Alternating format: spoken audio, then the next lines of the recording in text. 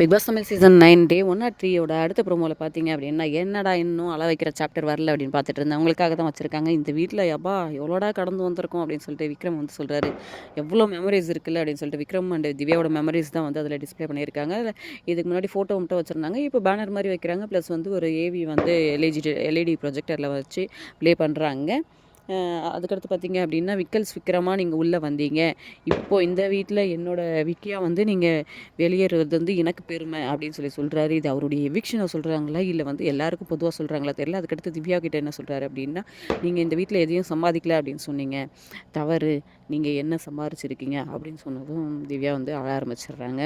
Seriously big pass thank you அப்படின்னு சொல்லிட்டு அழ ஆரம்பிச்சிடுறாங்க. இது வந்து விக்கியோட எவிக்ஷனாக இருக்குமா, மிட்விக் எவிக்ஷன் வந்து இன்னும் நடக்கலையே அப்படின்னு பார்த்தவங்களுக்கு வந்து இது அந்த நியூஸாக என்ன அப்படின்றத நம்ம வெயிட் பண்ணி பார்த்தா தான் தெரியும். எபிசோட் வரைக்கும் அடுத்தடுத்து இருக்கவங்களுக்கும் வந்து இதே மாதிரி வந்து ஒரு மெமரிஸ் இது வந்து ப்ளே பண்ணுறாங்க. வெயிட் பண்ணி பார்க்கலாம் என்ன ஆகுது.